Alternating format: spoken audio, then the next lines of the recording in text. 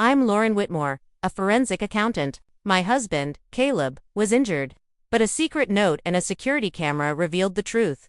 He wasn't helpless, he was performing, laughing, drinking, scheming with his cousin Megan. They were planning to take my house and ruin me. I stayed calm, gathered evidence, and exposed their lies. In the end, I kept my house, filed for divorce, and reclaimed my life. Betrayal didn't break me, it awakened me. True revenge isn't anger, it's truth.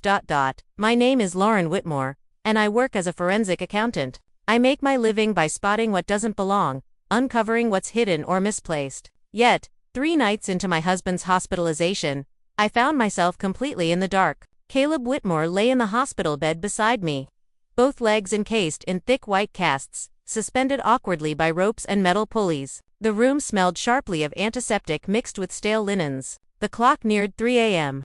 That eerie hour when hospitals stop feeling like places of healing and start feeling like waiting rooms for fear.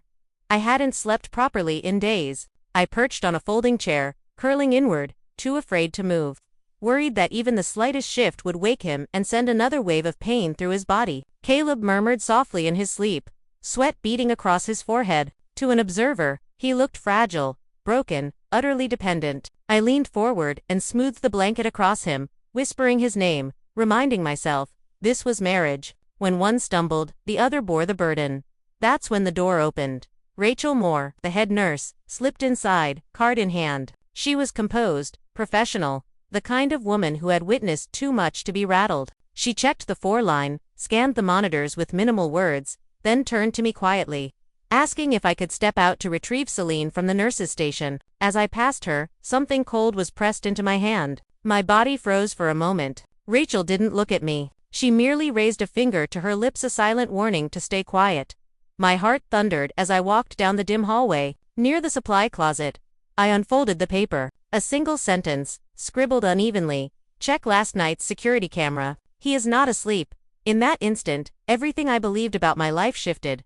Before that night, I thought my life rested on solid ground. I was 32, disciplined, careful, predictable in all the right ways. As a forensic accountant, I spent my days unraveling financial lies for courts and corporations. Facts, patterns, logic, I trusted them all. At home, I thought I trusted my marriage. Caleb and I had been together for 8 years. He was quietly charming, the kind of man who spoke gently and seemed steady, reliable. He worked in construction management, always talking about long hours and uncertain contracts. I never doubted him. I managed the finances. He handled everything else. That balance felt safe. Then the accident happened. One phone call destroyed everything. Caleb had crashed on the highway. The doctor said he was lucky to survive. His legs were seriously injured, and the word wheelchair hovered unspoken, a threat in the air. From that moment, I stopped being Lauren the professional and became Lauren the wife. I took leave from work, sleeping in a chair beside him. I timed my days by medication schedules and visiting hours, telling myself that love was proven through endurance. During those first days, someone else stepped into our lives. Megan Cole, Caleb's younger cousin, had recently moved to the city. Bright, talkative, endlessly helpful. She ran errands, brought meals, and handled paperwork without complaint. Whenever exhaustion left me incapable of thinking, she filled in the gaps seamlessly. I remember feeling grateful, even lucky, to have her there. I thanked her often. I trusted her without question. Looking back now, that trust feels almost naive. At the time though, I saw only a family rallying during a crisis. I saw myself doing exactly what a devoted wife was supposed to do. I had no inkling that, while I sacrificed sleep, work, and my own peace of mind, something quietly began to take shape right under my nose. And I remained oblivious by the 3rd night in the hospital. Exhaustion was starting to cloud my thoughts. I told myself this was the reason for my unease. Yet, deep down, something gnawed at me. Caleb complained of pain constantly, but only when I was near the bed. Whenever a nurse entered the room, his groans softened. When Megan was present, his breathing became shallow and exaggerated. Yet during the rare moments when I stepped out to make a call or grab coffee, the room seemed strangely still. Whenever I tried to check his legs or adjust the casts, Caleb would seize my wrist, insisting it was too disturbing to look at, that he didn't want me to see him in that state. I accepted it without argument, believing it was his dignity. Now I realize it was all about control. His phone habits had changed as well. Before the accident, Caleb never locked it, Now it stayed hidden beneath his pillow, always face down. Any notification was silenced immediately. When I asked if it was work, he muttered that he felt embarrassed by how helpless he'd become. Megan appeared to notice everything, or at least she acted like she did. She offered me sympathetic smiles, reminded me to take breaks, reassured me I was doing more than enough. Occasionally, I caught subtle glances exchanged between her and Caleb, fleeting and unreadable, yet I dismissed them. Love can make you blind. When you care deeply, you train yourself not to see the things that hurt. Rachel's note played over and over in my mind. He is not asleep. I tried to push it away, telling myself nurses were tired, hospitals bred false rumors, and fear alone could conjure patterns where none existed.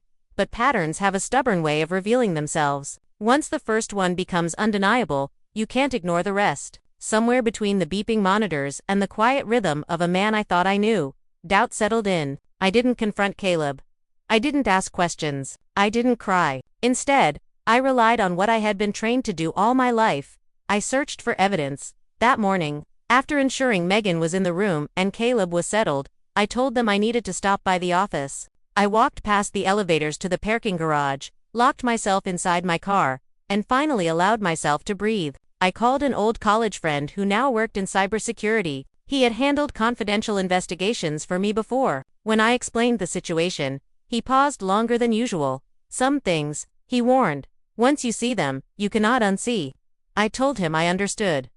Less than 2 hours later, he sent a secure link. I put on headphones and stared at the screen, my hand steady in a way that surprised me. The footage was black and white, captured from the ceiling of the hospital room. I watched myself on the screen, exhausted and small, adjusting Caleb's blanket before leaving. The door shut. Silence. I briefly hoped the nurse had been mistaken. Then Caleb's eyes opened. Not sluggishly, not groggy alert, sharp, fully awake. He lifted his head, scanned the room, and pushed himself up on his elbows with fluid ease. My breath caught. He swung his casted legs, rotated them slightly, then reached beneath his pillow for his phone. There was no hesitation, no struggle, no pain. Minutes later, the door opened again. Megan walked in carrying a large bag. She smiled as she closed the door. Is she gone? She asked. Caleb laughed. They ate, sharing food and drinking beer. He joked about growing tired of soup and pretending to be weak. Megan sat close, touching his casted leg, reminding him to maintain the act of helplessness. Then came the moment that made my blood run cold. They spoke about my house, the brownstone left to me by my parents. Caleb said that once it was sold, his debts would vanish. Gambling, loans from dangerous people. He said I was easy to manipulate because I always put myself last. He said he would divorce me once the money was secured. When the video ended, I removed my headphones and sat in silence. I didn't scream. I didn't collapse. I simply comprehended that the man in that hospital bed was not injured, he was performing, and I had been the unwitting audience he assumed would never leave. I had always imagined betrayal would feel explosive, loud, undeniable. I had imagined a storm of emotion, screaming, trembling hands, a pain that demanded release. But sitting alone in my parked car, the sensation was far quieter and far crueler. Humiliation, not because Caleb had deceived me, nor because of Megan, but because I had been reduced to a character in their scheme. The dutiful wife, the steadfast sacrifice, the woman who would always choose endurance over suspicion. I replayed the footage in my mind again. Caleb laughing, Megan reminding him to act weaker, the casual way they discussed my house, my parents' brownstone, as if it were already theirs. They didn't fear me. They assumed I would bend. That realization burned deeper than any insult ever could. Then something inside me shifted. The part of me that softened situations, that searched for excuses or explanations, went silent. In its place stood the woman who untangled financial disasters for a living and wavering. Precise, relentless. I wiped my face not from tears, but to mark the moment I would no longer be the person they expected. I deleted nothing. I saved everything. I changed my passwords. I secured my documents. I moved quietly, deliberately, like someone navigating a darkened room, and they noticed. From that moment forward, I stopped responding as a wife. I began thinking like an investigator. If they assumed I was pliable, I would let them keep that illusion. I appeared calm, agreeable, slow to make decisions. Because the truth was simple, they believed they were running a con. But the woman they were deceiving made her living uncovering exactly such schemes. The hardest part was returning to that hospital room and pretending nothing had changed. I entered with the same exhausted expression, the same careful movements. I asked Caleb about his comfort, adjusted his pillow, and listened to his complaints without interruption. When Megan offered her concern, suggesting I take better care of myself, I thanked her. Caleb sensed the shift immediately. When someone thinks they're losing control, they cling harder. When they think they're winning, they relax. I mentioned, casually, that I had spoken with a real estate agent. That selling the house might be the only way to stay financially afloat if his recovery dragged on. I spoke slowly, as if the words pained me. The effect was instant. Caleb softened, grew more affectionate, held my hand longer, spoke of gratitude and fear, of not wanting to be a burden. Megan's relief was barely concealed. Pressure from his family followed, conversations about sacrifice, doing what was necessary, how money was insignificant compared to life. I nodded, I listened, I never argued. Behind the scenes, I met with a lawyer. I collected financial records, traced debts, gambling transfers, and unofficial lenders. Everything Caleb had hidden surfaced cleanly on paper. Megan grew careless. She stayed out late. She whispered too confidently. She stopped masking her impatience when I delayed decisions. Caleb began to slip too. Some days he forgot to moan. Some days he sat up too straight. Some days he appeared healthier than he should have. I noticed everything. Still, I remained silent because timing mattered. The longer they believed the house was theirs, the more fully they exposed themselves. I wasn't seeking revenge yet. I was waiting for the moment when the truth would shatter the story they had built. And I knew that moment was approaching. The night everything unraveled arrived quietly. Visiting hours were nearly over. The hallway outside Caleb's room was calm, alive only with the soft rhythm of distant footsteps and rolling carts. His mother knelt beside the bed, whispering prayers. Megan hovered near the window, checking her phone too frequently. Caleb fidgeted nervously, repeatedly asking when the house paperwork would be finished. He asked if the real estate agent had called back. Then he repeated the same question. Not once, not twice, but 3 times. I answered patiently each time, assuring him everything was progressing, that he just needed a little more patience. Then the door opened. 3 men entered without hesitation. They did not resemble family. Their posture was rigid, their eyes sharp and unyielding. The atmosphere in the room shifted immediately. One of them locked eyes on Caleb and called his name. Color drained from Caleb's face. He began moaning loudly, clutching the sheets, performing his act flawlessly. His mother rose, alarmed, demanding to know who they were and why they had come. The man smiled, cold and measured. "We're here about money," he said. A tense silence fell. They laid out the amounts Caleb owed, the interest accumulating, the deadline long past. They made it clear they were tired of waiting and asked plainly when the payment would arrive. Caleb turned to me, desperation dripping from his voice. He insisted the house was being sold, that the money would come, that they needed to be patient. That was when I stepped forward. Calmly, deliberately, I told them there would be money but not from my house. Every head turned toward me. I pulled out my phone and connected it to the screen on the wall. Without raising my voice or trembling, I pressed play. The footage filled the room. Caleb sat up, laughing, eating, drinking. Megan hovered beside him. Their voices carried freely, revealing everything they had assumed would remain hidden. His mother screamed. Megan sank against the wall, hands shaking. Caleb tried to speak, but no words came. The men observed silently. When the video ended, the leader shook his head, a soft laugh escaping him. "I've never seen someone fake a tragedy so thoroughly," he said. They left, issuing a warning to Caleb. When the door closed behind them, the room felt hollow. Caleb reached for me, pleading, explaining, begging for understanding. I stared at him for a long moment, feeling nothing. The performance had ended, and the truth was finally visible to everyone. When the room emptied, the silence felt heavier than the confrontation itself. Caleb no longer pretended. His voice cracked as he begged me not to abandon him, not now that everything had been exposed. He promised explanations. He promised change. He offered anything he thought might halt me. I did not argue. I did not raise my voice. I simply told him that trust dismantled so meticulously could not be restored with panic or empty words. I said I would not sell the house. I said I would not shoulder his debts. I said I would be filing for divorce. His mother cried openly, torn between anger and shame. Megan could not meet my eyes, repeating over and over that she was young, influenced, and had never intended for it to reach this point. I said nothing. I packed my bags slowly, as I had done every night for weeks. But this time, my hands did not shake. I did not glance back at the bed, the machines, or the man who had once occupied my future. At the door, I paused. I told Caleb this was not punishment, it was consequence. And consequences do not need cruelty to be effective. Then I stepped out of the hospital. The night air was cold and crisp. City lights reflected off the wet pavement as cars passed, oblivious to me. For the first time since the accident, I felt relief. I was no longer confined to a chair beside someone else's deception. I was moving forward on my own terms, and I did not look back. After leaving the hospital, events unfolded quickly. Divorce papers were filed within days. The evidence I had collected left no room for dispute. Caleb's debts were confirmed as his alone. The house remained mine intact, untouched, exactly as my parents intended. Meanwhile, Caleb's world began to crumble. Investigations followed. His health declined rapidly once the act ended. The carefully constructed illusion he had relied on collapsed, leaving only the stark consequences of his choices. Without an audience to manipulate, the lie couldn't survive. Megan vanished from my life completely. No calls, no messages, only silence. I didn't seek her out.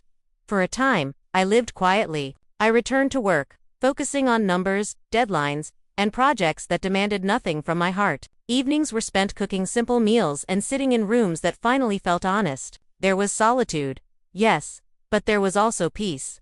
It was during this period that I met Daniel Brooks. Introduced through work, he was calm and observant, someone who listened more than he spoke. He never pressed for details I wasn't ready to share, and he respected boundaries without comment.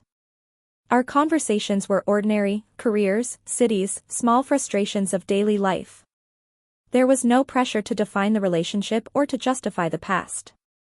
That made all the difference. For the first time, I realized how exhausting it had been to live constantly on guard. With Daniel, I didn't need to perform or prove anything. I was simply allowed to exist.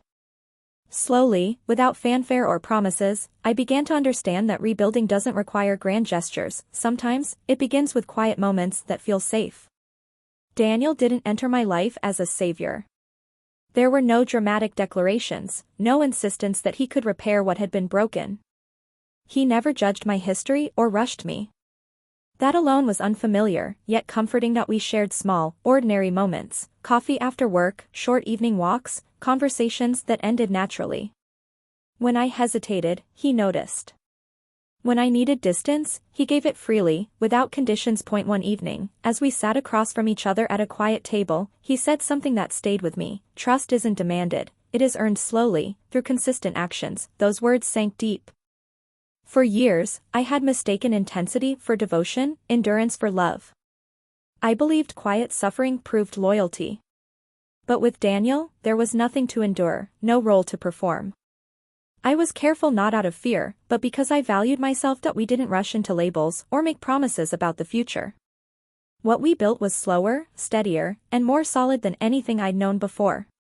And in that measured pace, I felt something I hadn't felt in a long time: safety. Not the fragile kind built on silence or sacrifice, but the kind that lets you breathe, unguarded, without watching every word or step. For the first time, I realized that love doesn't ask you to vanish. It asks you to show up fully, as you are. Looking back, I understand something I couldn't see at the time. This story was never truly about revenge, it was about clarity. For years, I believed love meant enduring, loyalty meant silence, and that patience could fix anything. But when respect disappears, patience only postpones the inevitable. Caleb didn't lose me because of a single mistake. He lost me because he chose deceit over honesty, convenience over character. I didn't walk away to punish him. I walked away to preserve myself.